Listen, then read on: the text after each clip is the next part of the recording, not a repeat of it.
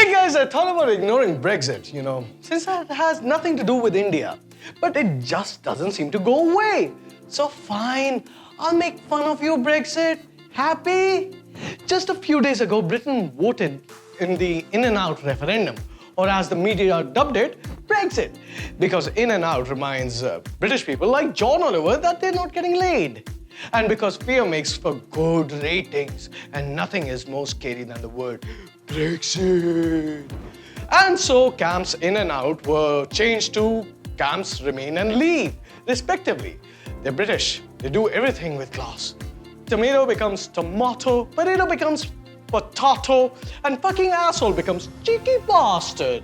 See, British are always so classy, even when they're doing civil war, because that's what this is. Or if they vote again, is the Remain camp was headed by David Cameron and the Leave camp was headed by Boris Johnson. They're both from the Conservative Party, the same party. Liberals in their political party were similarly divided too. Even normal people inside their normal homes were normally arguing about this abnormal referendum. Yes, I just did that. See, Tony Stark, Captain America, this is how civilized people do civil wars. Guess what, you lousy Americans? You don't have to blow things up and try to kill each other. You can fight each other with words and sarcasm and vote after tea, toast, and rolling around in a big round red bus. But who am I kidding? The country you're from has a hard-on for big guns and explosions. And when you hear In and Out, you think of a burger, don't you? Might I point out, the only nice one in Marvel Universe is Vision. And he's British. Need I say more? Anyhow, David Cameron, the Prime Minister, insisted that Britain stay in the EU. He said that if UK left the European Union, it would slip into recession. Companies and workforce would leave similarly. While others from Remain camp, like the London Mayor Sadiq Khan, called the opposition racist and bigots for not letting in white migrant workers from Europe in.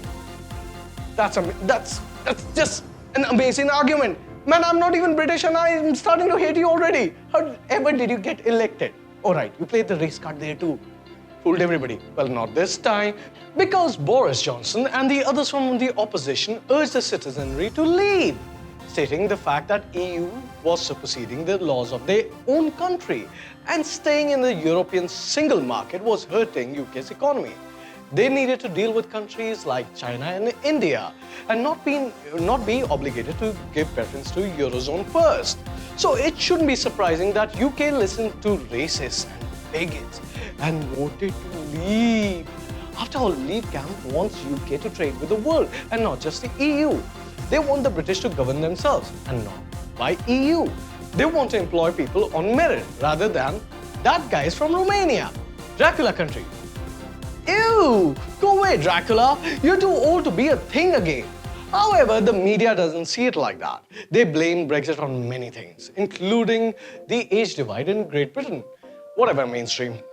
Yeah, don't blame it on the fact that EU wants to have its own military. EU wants UK to pay for its failing states like Greece, or the fact that EU wants to induct ISIS sympathizers Turkey into its own fold.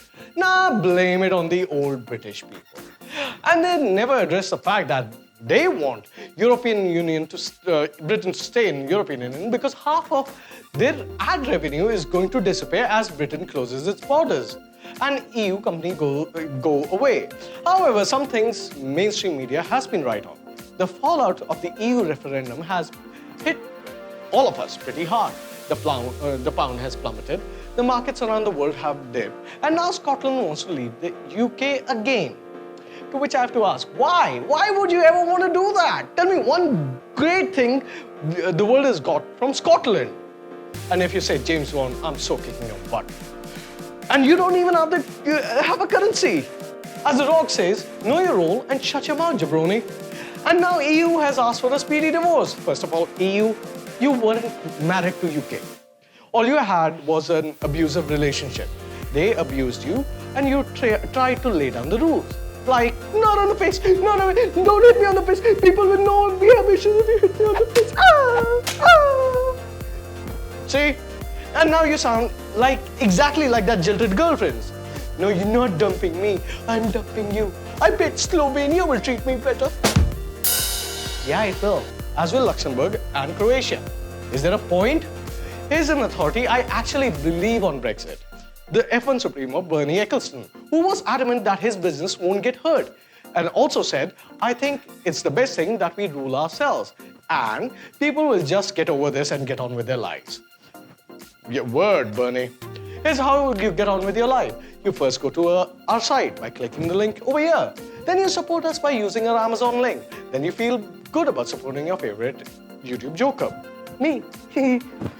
It will get your life back on track, I promise. Subscribe button's on top. Speaking of F1, I made a video about my favorite F1 team, Force India. It's up here. It has everything you would ever want to know about Force India. India's own F1 team, I suppose. Net neutrality debate continued down here. We tried. This time, yeah, tried. I'm Ishan, and I bet if EU countries see this, they're never giving me a visa. Nah, they most probably will. They don't even know English, right?